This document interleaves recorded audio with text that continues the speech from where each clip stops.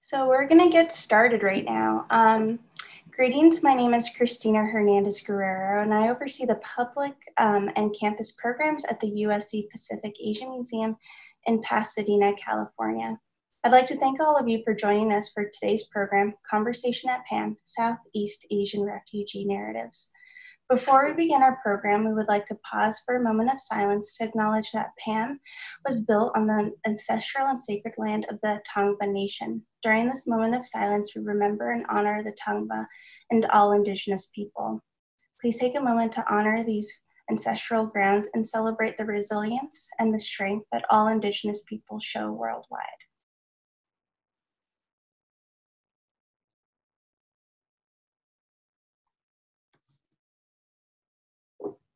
Now you are going to hear a few words from Bethany Montagno, the director of the USC Pacific Asian Museum.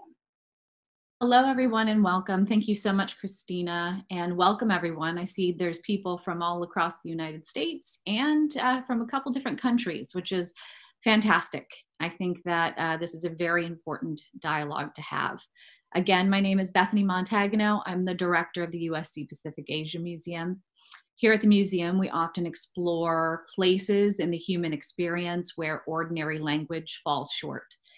As artists and authors and advocates, our panelists have wrested healing and life-giving words from extreme grief and trauma. And so I want to thank all of you, Viet, Fung, and Quinn. Your work has really touched me and empowered me to speak about my own family traumas. I grew up above my grandparents' bar in Detroit. It was a Polish, gritty immigrant community. The city used eminent domain to seize the property of around 4,000 Polish families on the east side of Detroit, dubbed Poletown. And I don't speak about this often, so excuse me, but this really blew a hole right through the heart of my community and displaced almost all of us. And the result was crime and poverty and a cascade of events that led to my grandfather's murder, which actually happened in front of my family. So still today, my father's yet to speak about it. And I have to say, I do not pretend or know what it's like to have walked any of your paths, right? As you know, as a refugee who has to come to this country after remaking lives after genocide and war trauma. What I do know is that your work has really given me the right tools to understand, partly because of your thinking, partly because of your art, partly because of your beautiful writing, but partly because you've all lived it. But really mostly because you're brave enough to talk about it and you're brave enough to recognize and say out loud that our families don't like to talk about this trauma. So these conversations are so important. So I really just wanted to say thank you from the bottom of my heart for sharing this with us today. It's not easy to talk about trauma. So thank you everybody for joining. Thank you to our panelists. And I'm going to hand it over to our wonderful curator, Rebecca Hall, who's going to introduce our panelists. So thank you. All right, well, thank you. I want to thank everybody for coming. We're absolutely thrilled that we can have such a large audience from around the world watching this panel. And I want to thank the panelists in your flexibility in being able to reschedule a panel that was originally supposed to be in person in April 2020. Sometimes good things come out of bad, and I think being able to share this panel with so many people is really a blessing. And I really want to thank Christina Hernandez Guerrero because she has done a magnificent job of planning these programs and really making them happen in this capacity that we are doing right now. And I wanted to speak today just briefly as curator of the exhibition that spawned this program. And what I want to say is that I have found few things in my career as satisfying as curating this exhibition, in part because of the brilliance of the artists and the joy I found in working with them and being able to share their work with our audience, which is now a global audience because we have put the exhibition online. COVID-19 has made that a challenge, but because our galleries remain closed, you can visit the exhibition, a link that we're going to share with you guys so that you can see the artworks that we're discussing today and the artworks of the other 5 artists in this exhibition. So if you haven't already, please do check it out. Ann Lee and Feng Win are two of the 7 artists featured in the exhibition. And, excuse me, I would be remiss if I introduced this panel without first mentioning that the idea for We Are Here began after a conversation I had with another of our panelists today, Dr. Viet Thanh Nguyen, whose exact words I forget, but who encouraged me to create an exhibition focusing on local artists in Los Angeles of Asian heritage. And this happened back in 2018. You probably forgot, but it really made me think and come to this exhibition as it is. And that happened when he was a participant of another panel that we had at the museum. So thank you, Dr. Nguyen, for that inspiration. And now I will step out of the way and turn things over to who you actually came here to hear. I'm going to turn it over to our moderator, Quinn Nguyen Lee. Quinn is a queer Vietnamese American filmmaker whose narrative and documentary films have been shown in various film festivals, universities, art galleries, and community spaces internationally. And so, Quinn, take it away. Thank you so much, everyone. Hi, my name is Nguyen Nguyen Lê, and I'm so happy to be able to moderate this conversation today. So I'll start off by introducing our panelists, and I'll start off with a couple questions for them to answer, but I also invite everyone here to submit questions via the Q&A function. It's on your bottom right-hand side of your screen. It says Q&A. So you can just type in your questions there and they'll be sent to me towards the end of the panel. And so we'll have you also get involved in this conversation as well. So I'm not sure what order you all see everyone on the screen. So I'm just gonna go in alphabetical order by first name. And I hope that's okay instead of gesturing. I don't know what order we're all in. So I'll start off by introducing Ann Lê, who works through identity, culture, family, history, and the duality of being Vietnamese American, inspired by the cultural context of her life. She correlates the artificial remembrances of generational trauma. Tragic and poetic composites are pieced together to unravel narratives, which places her Vietnamese American perspective into a contemporary landscape. So Ann Lê grew up in San Diego, whoop whoop. I also live there, and currently lives and works in Los Angeles. Also woot woot, because that's where the museum is, and also where many of us are. So next we have another artist who is exhibited. Yeah, I see all the San Diego Pride people. It's Feng Nguyen, who is a Los Angeles-based artist and educator whose practice is primarily in drawing, painting, and public art. Her current work, which is in the exhibit, which you can find online and hopefully sometime in the future in the physical space of the museum, of drawings on pink donut boxes, explores the complexities of refugee experience and in the Southeast Asian community. She completed undergraduate coursework at the University of California, received a Bachelor of Fine Arts at the Art Center, College of Design in Pasadena, and received a MFA at New York University. And finally, we are joined by Viet Thanh Nguyen, whose novel, The Sympathizer, was a New York Times bestseller and won the Pulitzer Prize for Fiction. He is a professor at the University of Southern California in the departments of English, American Studies, Ethnicity, and Comparative Literature. He has a forthcoming novel, which we all look forward to, called The Committed. So please join me in welcoming our panelists. I don't know if everyone's clapping or not, it's all strange. Okay, so I wanted to start off the conversation by giving context to the powerful role of memory and memory making, not only in your works, Anne and Feng, but also in the way that we understand Southeast Asian American stories today. So can we start with Viet? And then I'll invite the two artists to also comment. Right, should I just start talking at this point? Yeah, so my question is just about the sort of prevalence of memory and memory making in forming Southeast Asian narratives. Cool. And I think we need to change the spotlight so it's on me, so people can see me as I talk. Yeah, there. Okay. Glad to see you here, virtually anyway. I know some of you in the audience. Thanks for everybody coming in from all over the country, but also from the UK, Germany, Australia, and Malaysia that I saw. Thanks to the Pacific Asia Museum staff for putting on this event. So memory making is crucial, obviously, to refugee art and to what you're going to see with Anne and Feng's work here. But I also want to say that we can't talk about memory without forgetting. And we can't talk about memory and forgetting without acknowledging how central these processes are to the making of nations, to the making of refugee communities, to the processes of war and what we do with the aftermath of war, and to family and to ourselves as individuals. And I think in Feng and Anne's work, we see all these layers of memory and forgetting taking place. And what's obviously very crucial there is that what's important to acknowledge is both what we remember, but what we forget. And for refugees in particular, I think we're caught at this juncture of memory and forgetting, especially if we take this example of Vietnamese or Southeast Asian refugees in the United States.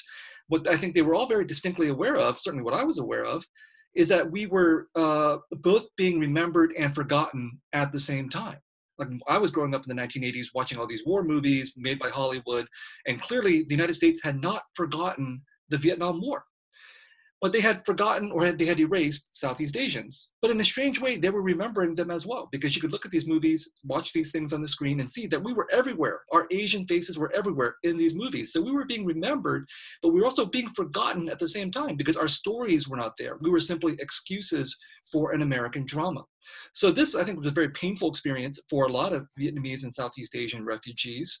Certainly for those of us of my generation and Anne and Feng's generation, we grew up with this awareness that we were being erased in a very historical and particular way that had been done to many Asian populations in the United States.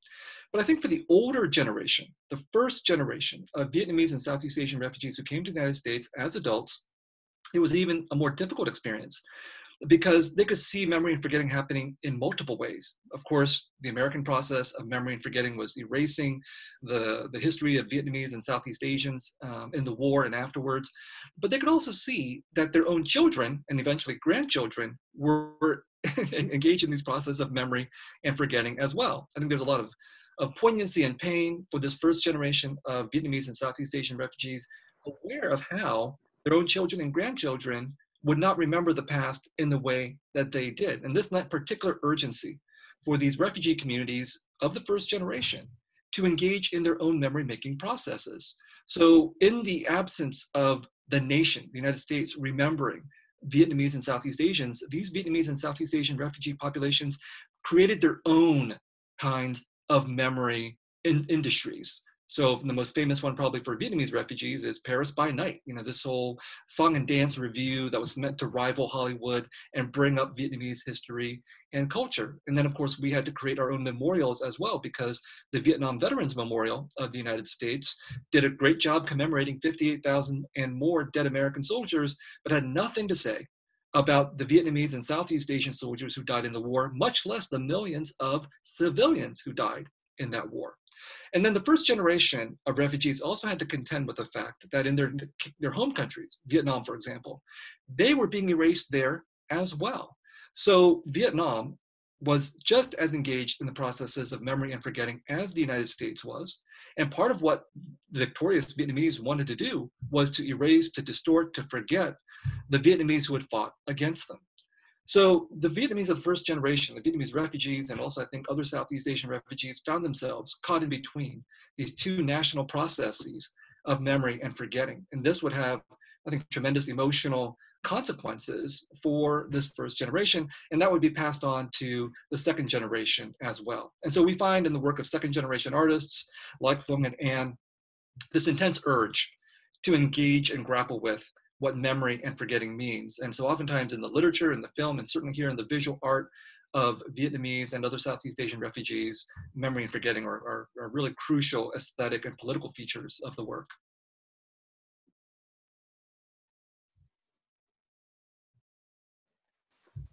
Anne, Feng, would you like to say anything so we can spotlight you? Thank you. Yeah. Sure. I just want to say I'm really grateful for being here and really inspired by the work of both Viet and Anne, because growing up, coming of age in the 80s and 90s, I didn't see work in literature or art that represented my true experiences. So it took me 20 years to make work about the refugee experience. And in talking about memory, and Viet, you have this in your book, Nothing Ever Dies, this idea of individual and collective memories. You know, I came here when I was only 1.5, and I had to rely on the stories of my grandparents and parents because I couldn't remember on my own consciously what happened, and trying to piece their memories together and how it related to how I can remember things. And the other thing with constructing and understanding memory is photographs. And for a lot of us as refugees, we would be lucky to have even 1 or 2 photographs. And that's what compelled me to even looking at Anne's work and how she reimagines and constructs different photographs. And I can't just help be moved when I see images, of, say, my parents in a refugee camp. And family members who were left behind in Vietnam who held on to our photographs. And now that we can go back, they're bringing our photographs that I didn't get to grow up with. So for me, memory is about piecing together all these stories from my family members, looking at photographs that we salvaged, and trying to align that with a very myopic and lopsided history that was written for me, learning in schools and textbooks, and even the movies that Viet was talking about, that those didn't represent my true experiences or what was shared with my family, and then how that informs the artwork as well. Wow. Wow. What a great intro. So I think of myself naturally when I make the work, because that's how the work gets made, right? So I'm first born in San Diego, and I'm thinking of my upbringing in San Diego during the late 80s and 90s. And my sister was 3 when she arrived to America. And I think growing up in San Diego, I don't know, didn't realize that it was a huge Vietnamese population because I grew up in a predominantly like Black and Hispanic neighborhood. So I think like for me, trying to like understand a memory that I've never had is kind of hard, right? And I think it's through looking at these photos that my dad had taken when we first moved to San Diego, or just like images that he's kept with him through the war and like being on a boat, and kind of like archiving all of these memories that they had in a past life in Vietnam. And I think of what Fung just said about how can I understand something that I haven't been to, and I just like feel it in my bones. So I think like when I do look at these photos, I feel like this fire to kind of like unravel more of this information through not my memory, but a memory that I'm kind of like recreating through like research, personal stories, but also like historical research and like textbooks. So yeah, I'm not too sure about that, but yes, let's move on. Yeah, let's move on being the keyword of, I guess, what also surrounds the Vietnam War. Yeah, so I think sort of implicit in our conversation so far is definitely the emphasis also that we're having in this panel on Vietnamese and also to an extent Cambodians in Southeast Asian narratives, but of course we're not the only ones. So while this panel is called Southeast Asian American Narratives, I think what we're really speaking of is also Southeast Asian refugees. And both Anne and Fung's work address this mass exodus of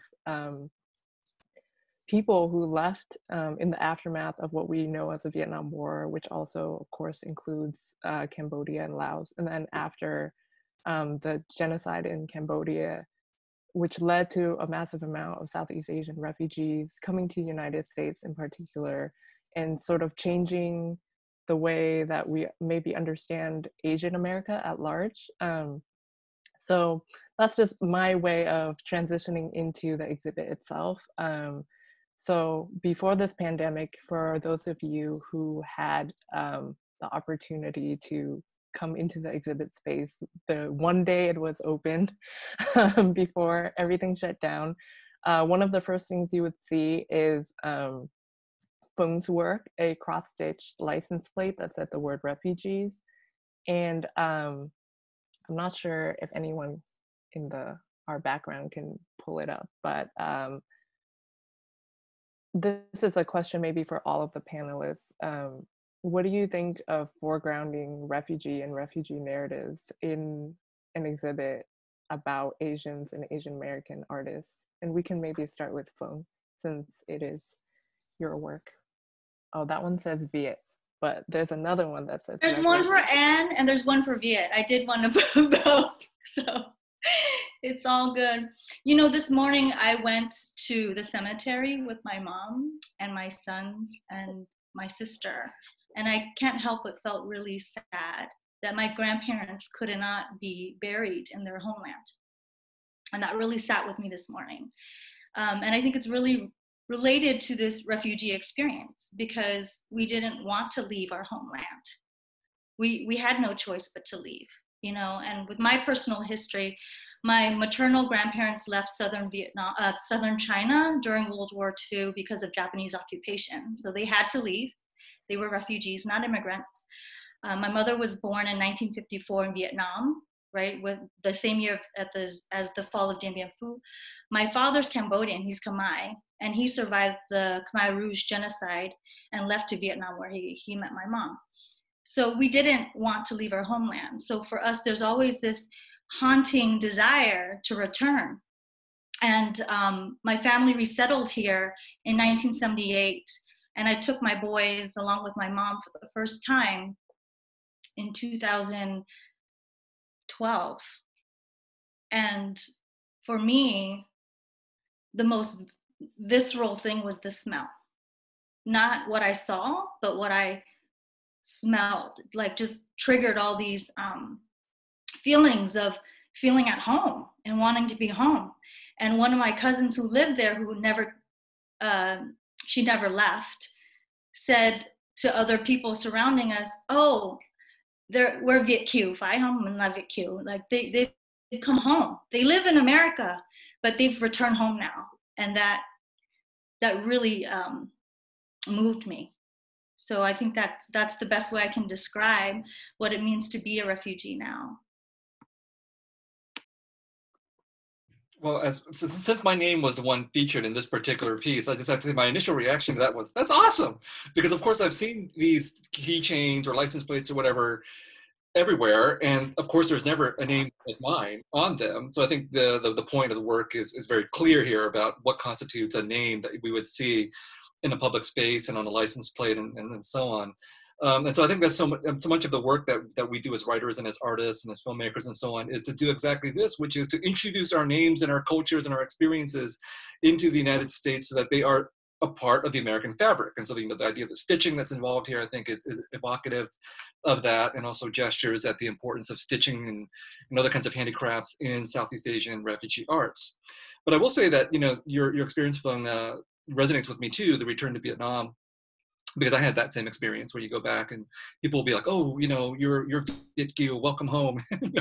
you're part of us and all that. But there's also some ambivalence to that as well. I mean, there's the embrace, but there's also the ambivalence, because sometimes, you know, being drawn into a familial space can be challenging, because family on the one hand and home can be really great and really wonderful. But I know a lot of people who have really difficult family and home experiences, partly because of the refugee experience. So for me, home is always a complicated space. And when I go back to Vietnam, yes, I'm embraced sometimes by Vietnamese people. And sometimes, you know, our relationship is more tense because of economic or emotional complications, the sense that, you know, we who are Viet Kieu, that is the overseas Vietnamese, were able to leave. We were able to escape. We were the lucky ones. We were the traitors, depending on people's perspectives. And sometimes when we come back, we're not recognized as Viet Kieu. You know, because sometimes I come back and people think I'm Korean, and I let it run on for as long as it can because I want to hear what they have to say about me. You know, like sometimes they'll say, "Wow, your Vietnamese is so good," which means they don't think I'm Vietnamese, right? And so there's a sense in which, yes, we return home, but you know, we're inevitably changed by our experiences living, well, not just living overseas, but by becoming Americans as well. And I think a lot of you, both of your works also deal with some of these cultural and emotional changes that take place for us as well.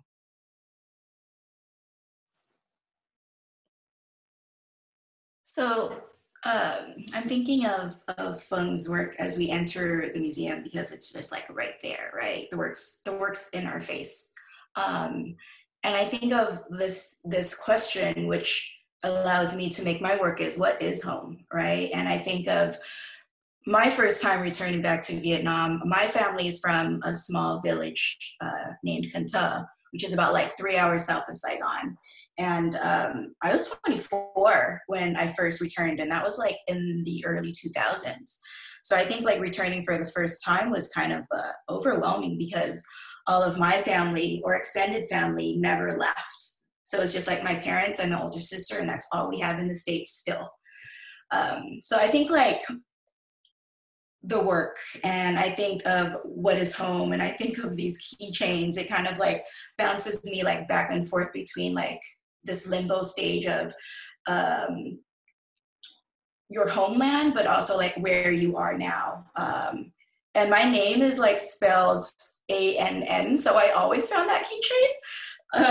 And I have an older sister, her name's Fong, and I have a younger brother named Tri, and it's like a very Vietnamese name. So I think like when I'm introduced to like my parents' friends, it's always like, oh, is your like name misspelled? Because it's very American. So I feel kind of like torn there to kind of like see work like that. And it also reminds you of those moments where you feel like an outsider, and to kind of like embrace and power through those moments.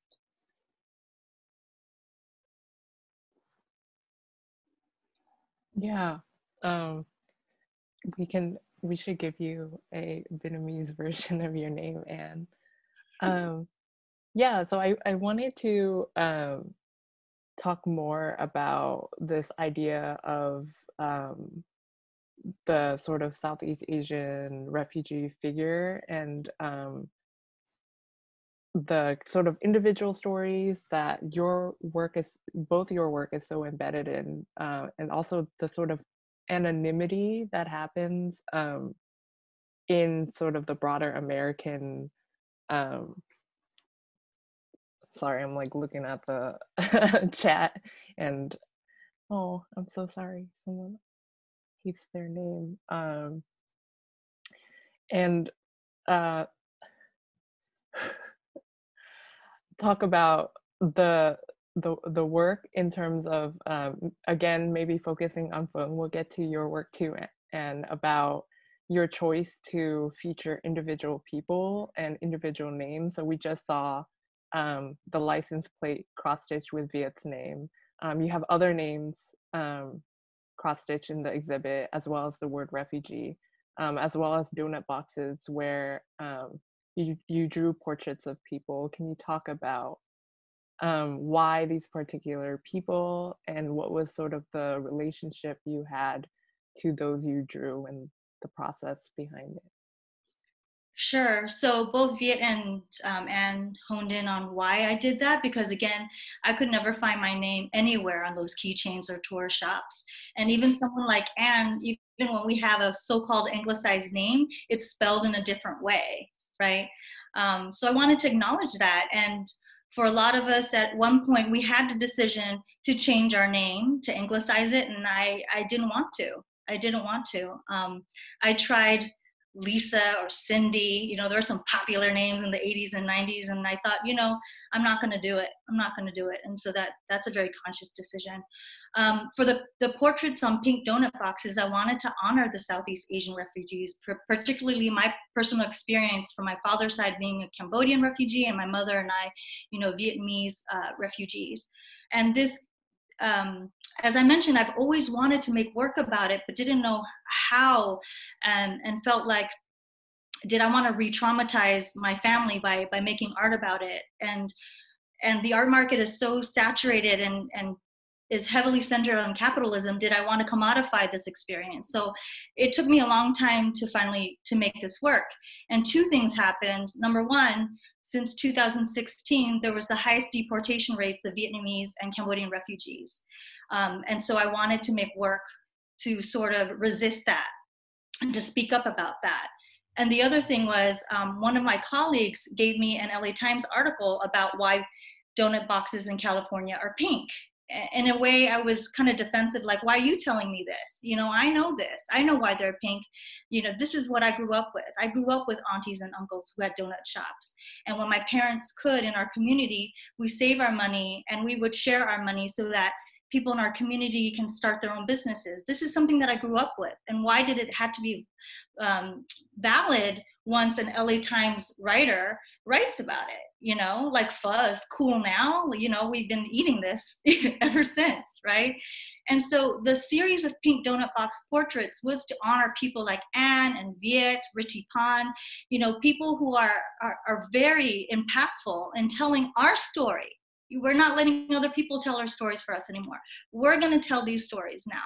And it's really just honoring them and seeing how these things can't be painted in broad strokes. Anne, Viet, Riti, Visal, each of these people have very, very interesting, complicated stories. And we can't just be boxed as, you know, Vietnamese refugees.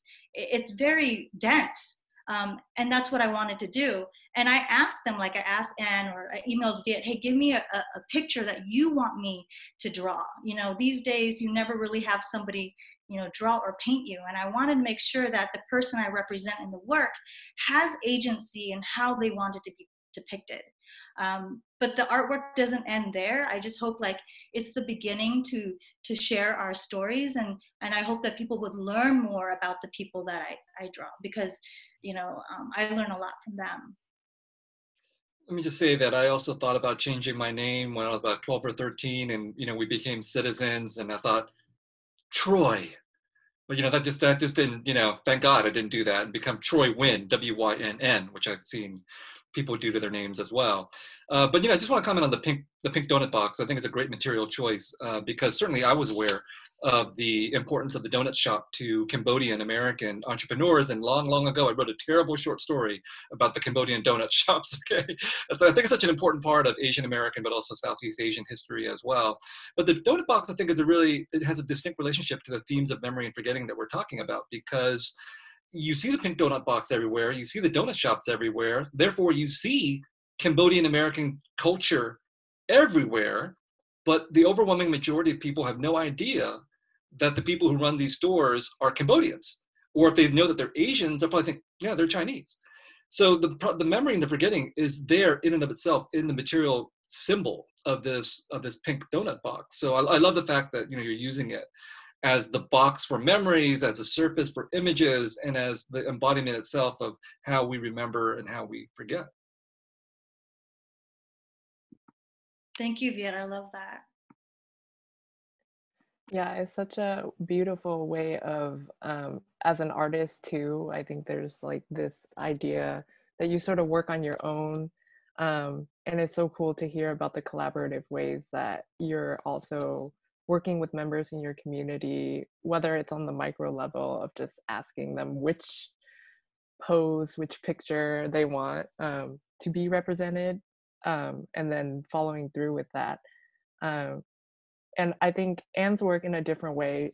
So Anne doesn't draw and paint in the same way that Phong does, but uses photographs in her work, and kind of engages in collaboration in a different way. So, and so much of your work comes from pre-existing material. So whether it's your father's photographic archive, which is so precious, as we just heard earlier, because so much gets lost in the refugee passage, to kind of like the plethora of journalistic photographs that emerged out of the Vietnam War.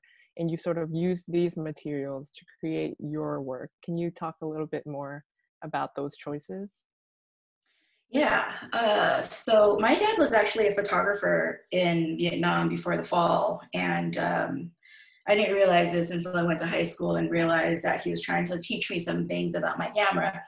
But In terms of like using appropriated images from like Vietnam War books and appropriated from the web, it's more of, I'm learning about the war, right? And my parents never talked about it growing up ever.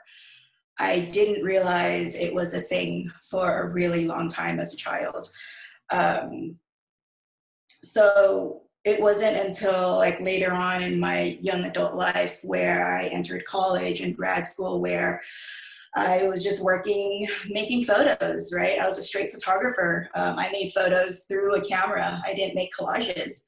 And it wasn't until like grad school where I had that question of like, how and why did I become an American? And that was where I started to do a lot of research. And I researched my parents' journey from Kanta to Malaysia to Canada to San Jose and then to San Diego.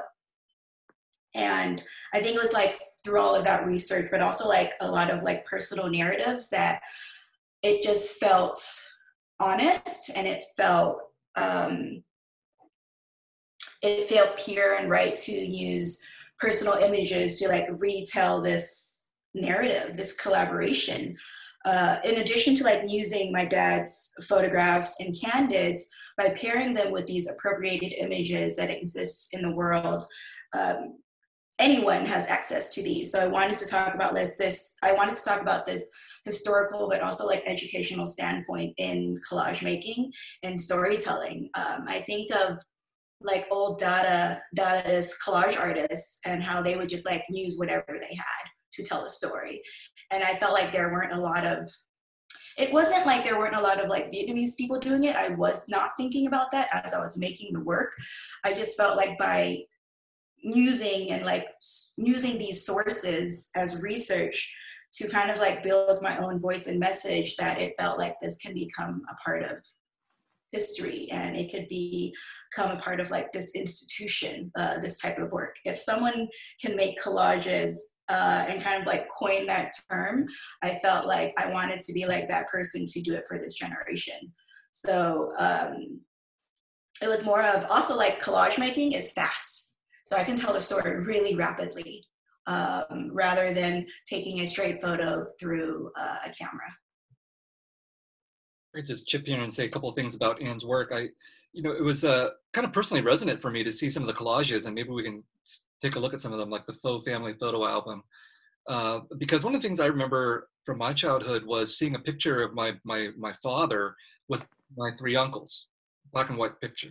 I looked at this picture, it was on the family bookshelf for years. I would walk by it all the time. I would look at this and I never noticed something very obvious, which is that all four of the men in this photograph, the photograph of my parents, my father and his three brothers, were adults. But my father left home in 1954 when he was 18 years old to flee south and left his entire family behind, including his three brothers, which meant this photo was not physically possible. So it took me decades to even realize this and look more closely at this picture and realize my father had cut out a picture of himself and spliced it on top next to the picture of his three brothers. So it was a collage. It was his own personal effort of memory making to put himself back into this family that he had left behind. I find that very poignant and painful. And then, the other thing I want to say about Anne's collages, and again, hopefully we can see one of the pictures, is that it also resonates with art history. Because the artist Martha Rossler did incredible work with collages during the Vietnam War, doing these feminist anti-war collages where she would take pictures from American magazines like Good Housekeeping, the very famous one of a white American housewife vacuuming her curtains. And the curtains are open, and in the window, what we see is a terrible war scene from the Vietnam War. And so she did a whole series of collages like this, where the war would intrude into these domestic American spaces. There was this very powerful, polemical, but also artistic pieces. And I think Anne's work also gestures at that history of collage in feminist, political, and anti-war art. Yes, definitely. I think coming from a fine art background and kind of like learning about concepts and like theory and like kind of like have it ingrained into my mind that when I go and make work, I have to like nod to that information. Like, what are the rules I'm giving myself as I'm making these collages? Of course, I want to talk about myself and my family, my upbringing and that history, but I also want to make sure that there's like this entry point for viewers. Like, what is that like in between, you know? So I feel like when I do use personal images, there's a softness there, but then when I appropriate from the web, there's a hardness there. So there's like these two dualities of like hard yet soft. Yeah, I want to just interject and say that the image that is screen shared right now, we're going to get to, but Anne also shared a URL to the work that Viet was referencing called the Faux Family Photo Album. So do click on the link in the chat if you all are interested in seeing what they're talking about. Cool. I'm sorry, I didn't mean to interrupt. It's sort of hard to get the gestures of a live conversation. So we're all being polite here. Yeah, I wanted to then maybe go further into what you were starting to say, Anne, about the hardness and the sort of softness of your putting sort of your own family history into the kind of maybe more harsh journalistic look at the Vietnam War that sort of pervades at least American memory of the war. So Viet mentioned Martha Rossler's feminist work. So if folks are interested, you can also Google that, and sort of the commentary of that work to kind of literalizing what was called the television war back in the day, because everyone had TVs and they could, the war was kind of brought into American homes. And then to see Anne's work where literally Vietnamese folks are coming into suburbia, which might have been like jarring at the time to be like, oh my God, Vietnamese like bodies in a different way are now occupying this sort of suburban area that was once meant not even have Vietnamese folks in that imaginary, was so wonderful to see. Sorry, that was just my own interjection of how that work was also personally touching to me. So earlier when there was that photo that was just put up, and I invite the admins of the PowerPoint to put it back up. Yes. Yeah, that one. Thank you so much. So, and just, moving into your work more. So this is from your body of work called Notes, a Conversation, in which you're kind of working with the collage. You're working with photos within photos. You mentioned in your artist talk that you didn't use Photoshop. So, one can imagine, if you know how to use Photoshop, that there are sort of layers and you can digitally do it. But Anne did this with a scanner. Can you talk a little bit more about that process? Yeah, so this body of work is made through a scanner. And I also teach college photography and graphic design. And I think about the materials and the kind of like build of camera. There's glass, there's light, and there's a mirror, right? So this body of work here is just kind of like a stack. So this is a page of parachuters within a Vietnam War photo book. And this image here is, it's a backside of an image, and it reads in Malaysia. So I'm gonna show you the photo. I'm gonna show you the photo. Hold, please. Okay. All right. So this is the front of the photo here. And it's my mom and my older sister in the Malaysian refugee camp. Okay. So if you want to like pull that other photo back up, so that's, I'll talk about that like technique, and it's like, how can I talk about the same thing, but visually make it in a different way, right? I think I was kind of like overwhelmed by Photoshop, by just kind of like sitting in front of my computer all day long, masking and Photoshopping and things like that, that I felt like this was another tool that can kind of like resemble and create this document, which is like a really high res scan. So it's just like one scan I have like an Epson V700 scanner, and I just like sandwiched this photo on top of the book and just like scanned. So this is just a straight scan from a book. And this body of work is kind of like this conversation between this photo and these parachuters, right?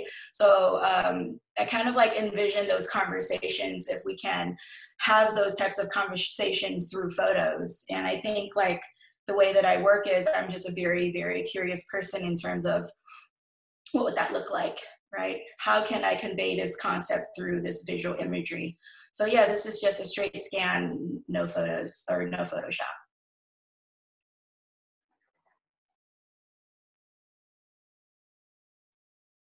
Yeah, it's sort of, I wrote in the chat box, an exclusive, because if you saw this piece, you wouldn't know what was on the other side of the photo. And I thought that was so interesting, sort of the privileging of our stories, right? Because Fung had talked about this before, about not wanting to commodify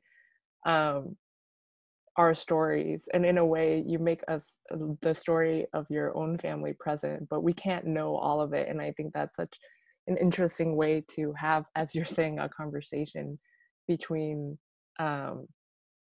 journalistic sort of works about the war and then your own family archive, is that they're in conversation whether or not we sort of see that or not. So I don't have a great transition into also talking back about Fung's other work, the cross stitches that we brought up before, is a very different sort of work than what we've shown with Anne's work, which is both physical but also very digital. Whereas Fung's work with the California license plates are materialed, you hand stitched them. And as I said, you can take a look in the online exhibit to see the different names that she stitched onto a California license plate. Yes, there's the refugee one. Fung, can you talk a little bit more about your decision to do it by hand instead of another sort of way of making a license plate? Sure. I think we need to recognize that as refugees and immigrants, depending on where we resettled, we're all different culturally. You know, like my cousins in Miami are very different than my cousins in Australia or us here in LA. So I wanted to really center on this idea about being a refugee in California, you know? And I'm a child of, I'm a garment factory kid. My parents sewed and eventually was helping other people in the community by setting them up with machines, and eventually had a garment factory, and I would help out in the factory.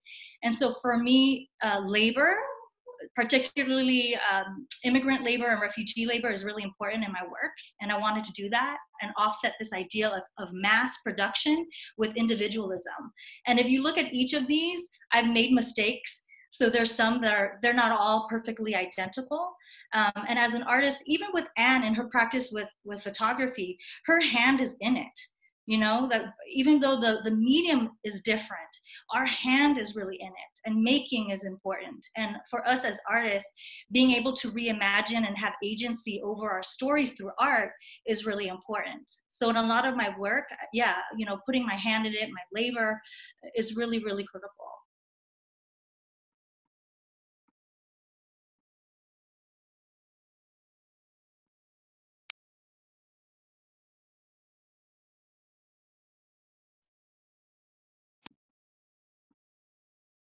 My mute keeps coming on and off. So actually at this point, I wanted to turn questions to audience before I have my wrap up question, since I see a lot of questions in the chat box. So, oh, let me see if I can see them really quickly.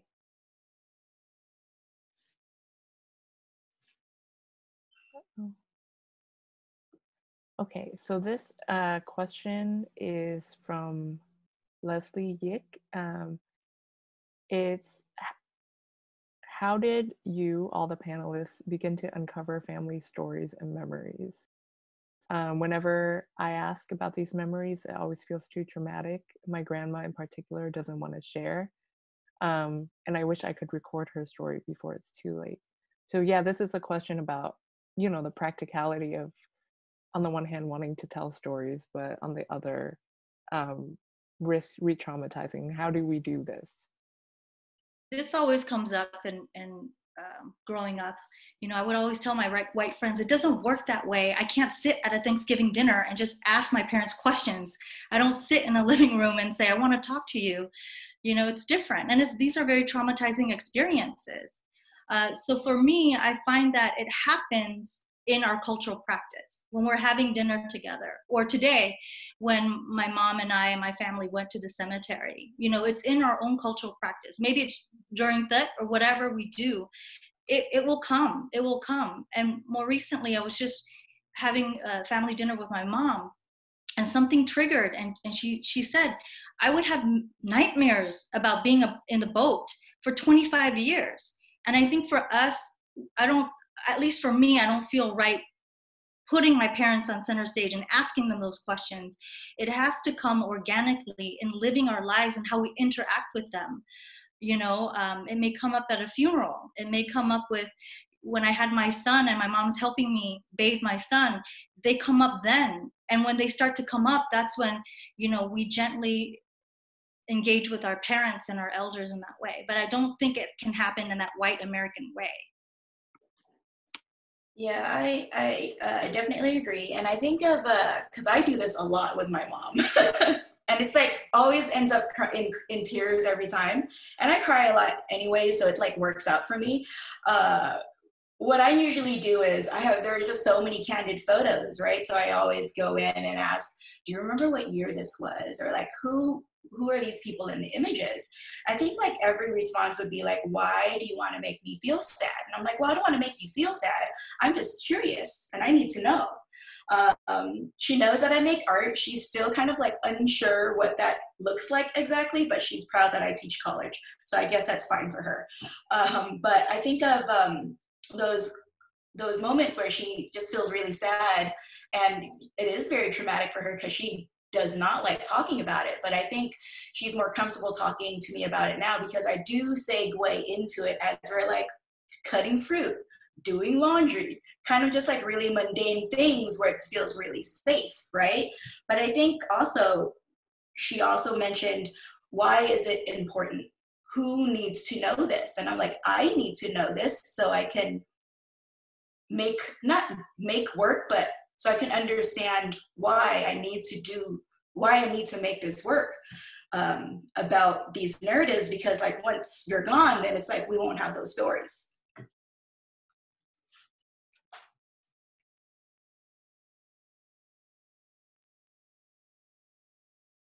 Awesome, thank you all. So I think we're gonna switch to gallery view so that we can see all the panelists in this Q&A portion.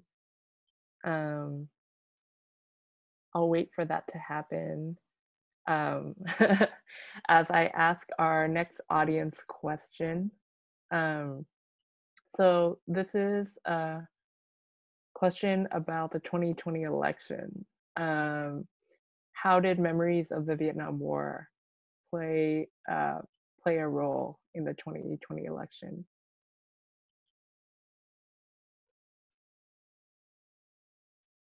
How did the memories of the Vietnam War play a role in the 2020 election? Yeah, or that is the question, or if at all. Well, I mean, okay, I personally think that although the war itself wasn't explicit in 2020, I think that the ruptures that the country experienced in this past 4 years are only matched in recent memory by the ruptures of the Vietnam War in terms of what happened to the United States, feeling as if this was a civil war in the American soul. And all the various kinds of contradictions that the Vietnam War revealed about the United States. Number one, that, you know, it's a racist imperialist country fighting a racist imperialist war, were submerged in the years after the Vietnam War. You know, Americans tried to put a cap on what was revealed. And instead, what happened in the interim was the emergence, sort of the domestication of all these political energies in the United States into things like multiculturalism and you know, diversity, equity, and inclusion politics and things like that. And Donald Trump, I think, what his campaign and then his presidency signaled was a rejection of everything that the war itself had unleashed. So even though the war was not explicitly present, the politics that the war revealed were present. So when Donald Trump is lashing out against people saying white privilege, and remember, he passed an executive order just a few weeks ago that said you can't say white privilege, you can't do diversity, equity, and inclusion if you want to get federal funding. I mean, that's a response to political movements that find their initial impetus in the domestic politics of the Vietnam War. And I think what Donald Trump wants to, you know, part of the undercurrent of the Trump administration was to try to restore an America, this Make America Great thing again, to an era before the Vietnam War. I mean, the Vietnam War and all the opposition that it unleashed really signaled the end to a certain kind of exercise of American power. I mean, we still do exercise a lot of American power, but we have to do it differently now, I think, than what happened before the Vietnam War. And I think, you know, in a very contradictory way, Donald Trump both wanted to isolate the United States from engaging domestically, but also to give the United States the option of exercising a kind of power that had been restrained as a consequence of the Vietnam War. I'm not sure if any of our other panelists have anything to add to Viet's very thorough answer to this question. So I'll ask the next one. You can also talk about what you think if you have thoughts. So this is the next question is from Jang Nguyen. Can someone explain the history of the pink donut boxes? I guess that would be me. So the story is Ted Ngoy. He's a Cambodian refugee, came here in 1975. He's the donut king. So he started this, what now we have all these donut shops all over California, mostly owned by Cambodian refugees and immigrants. So he's one of them. He started one, right? He had a donut shop and then he saved up enough money and started another and would lease it. So as Cambodian refugees were coming, he would give them employment. So before the pink donut box, the boxes were white. And the legend is that Ted Ngoy's, one of his workers, called the box manufacturer and asked, do you have a cheaper cardboard, right? Because refugees and immigrants are very resourceful. And the box manufacturer said, well, we have all this pink cardboard left because red ink accidentally died during the production process. So if you want that, you can use that, right? So that's the story of how we have all these pink donut boxes now. But again, just going back to what Viet was saying about forgetting and memory, I wanted to return this to why they're pink, right? And it has to do with the Cambodian refugee experience. So Voodoo Donuts in Portland did not start that. I just want to make that clear. Yes, you heard it here. Okay, so our next question comes from Mandala Fam. And your bomb series, which I'll put a URL to in the chat box for anyone else who would like to reference, particularly resonated as I thought about the trauma that was inflicted on land and bodies. Did you receive reactions or comments from loved ones and other survivors around those photo collages or any of your other collections? Bomb series. I did not receive any reactions from my loved ones about that series. What was the question exactly? Oh, it was if, because they are traumatic in that, you know, they show trauma to both people and land. Did you receive any reactions from people you knew who might have been survivors of that kind of violence? What did they say? How did they react? No. That's my interpretation. No responses negatively to the work. I think just a lot of positive notes, and just felt powerful to a lot of viewers, the Bomb series.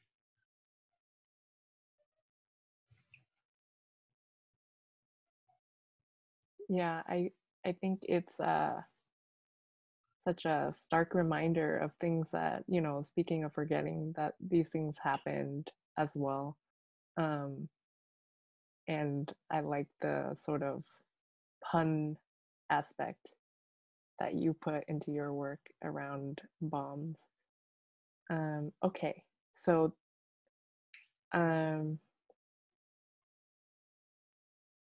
this is the last question we're able to take from the audience. I'm sorry that we didn't have time for more. This is a question from Hung Pham. What are three main memories about Vietnamese/Asian refugees that the panelists would like all Americans to know?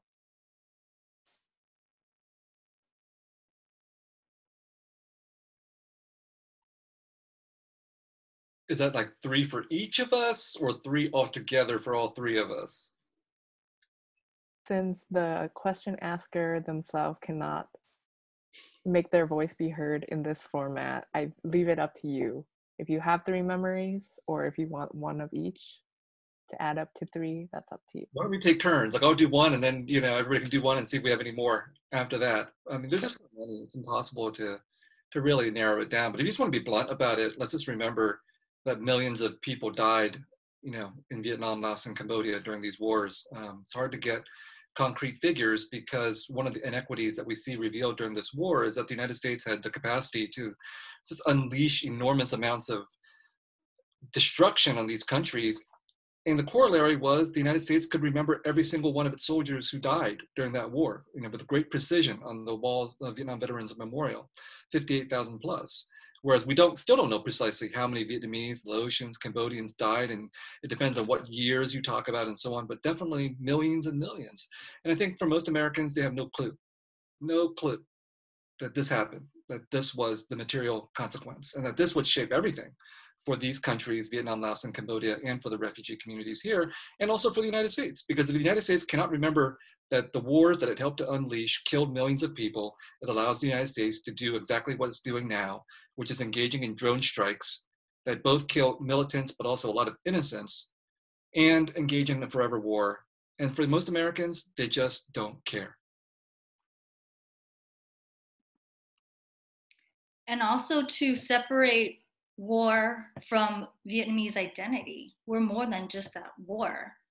It was an American war, and it implicated, you know, from my family's history, Cambodia, Laos, a lot of Southeast Asia, you know, and it's really sickening to me for us to be re-traumatized and look at movies like Full Metal Jacket and Apocalypse Now, and especially being a woman, seeing how Vietnamese women are silenced and sexualized is horrific to me.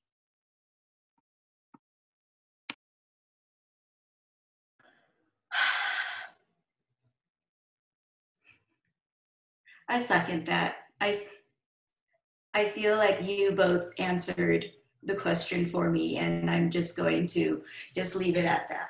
I feel a little hot in this conversation right now.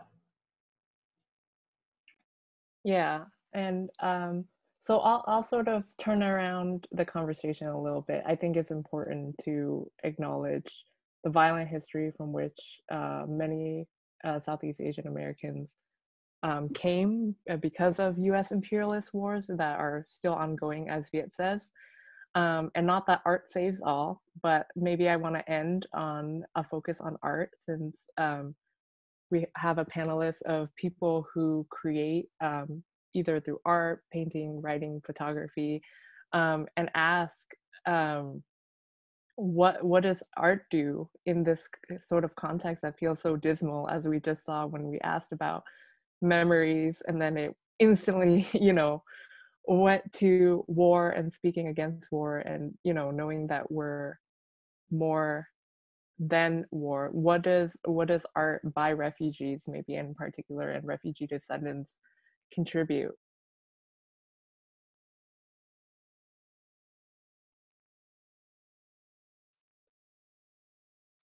I think we're making something impactful. And even though we have these individual stories, we're in solidarity with other refugees. You know, what's going on at the southern border right now.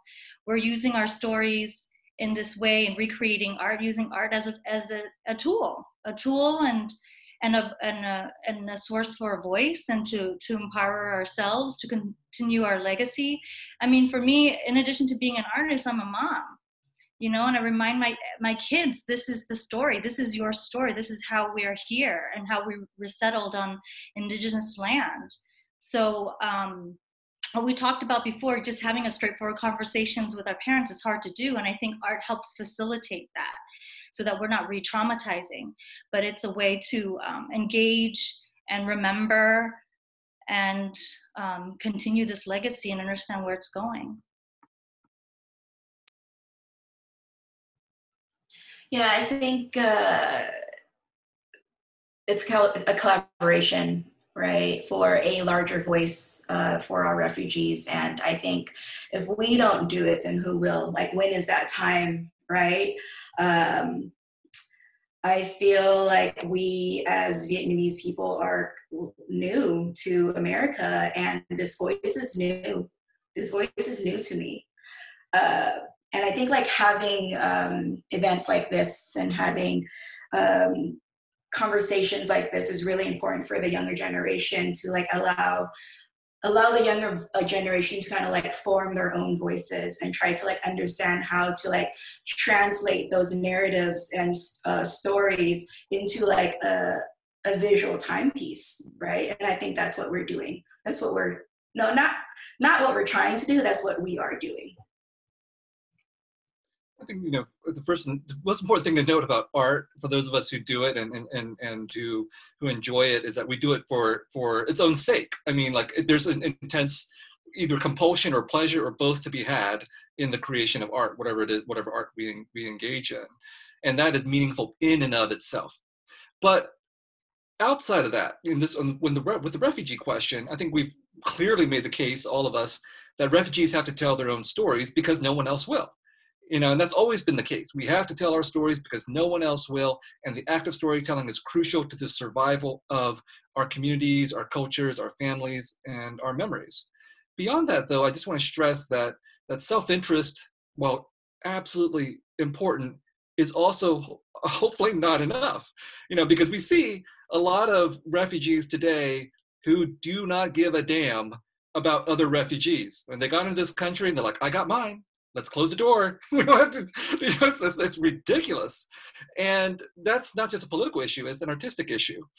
For those of us who are refugees who've created refugee art out of refugee experiences, we have to ask ourselves, beyond just telling stories about our own community, what lessons have we learned from the refugee experience that allow us to connect to other communities?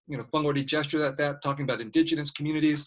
And I think this is absolutely crucial for refugees to think about. We were forced to flee because of war. We come here to the United States. Many of us become citizens, we become successful.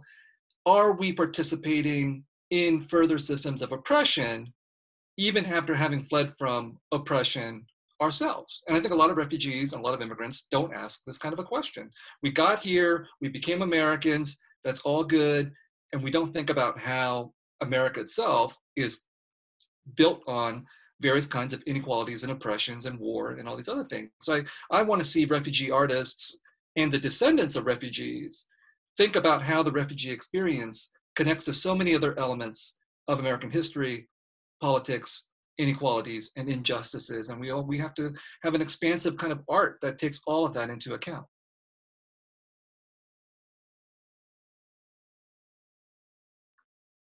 Yeah, definitely. What an awesome call to action, hopefully, to refugee and refugee artists everywhere to, of course, serve our own artistic pleasures and creative don't want to say itching, but like the need to express, but to also relate it to the health and the survival and the thriving of our own communities, and the communities not only enclosed to Southeast Asians, but the you know, very complex and multicultural and different communities in which we live. So this kind of brings us to the end of our panel. I am going to ask the panelists if you have any last words. Oh wow, that sounded very dismal, but any sort of parting words for our attendees before I close and point you all to the exhibit. I hope that you can support these artists by looking at their work and continuing to follow their careers. I'll turn it over to the panelists. I have something to say to all I'm a parent now, so to all the parents out there, do not discourage your kids from being writers and artists and filmmakers and storytellers, okay? We need these people. And, you know, a community is more than its doctors and its engineers, its nurses and its pharmacists, all doing important work, you know, but a community is so much more. A community is also a community that can perpetuate its own memory, perpetuate its own stories, perpetuate its own cultures. And without those things, we're not really truly alive, and we won't really have the opportunity to become a part of the United States with all the good and the bad that that entails. Here, here, Viet, because my parents wanted me to be a doctor, and oh well, you know. But I just want to thank everyone for being here. Of course, Viet and Huyang, the attendees, thank you so much. I have been looking at your chats. I haven't had an opportunity to respond, but I just want to acknowledge that I appreciate all your comments and sharing as well. So thank you. Yeah, absolutely. I was so nervous. I'm still nervous, and it's over, but thank you for being present. But yeah, I do agree with Viet and Fung. If you want to be a creative, go do it. You know, don't let anyone stop you. My mom wanted me to be a nurse. I can't stand people or blood, so that was not going to happen. But yeah, thanks for being present with us. This is cool.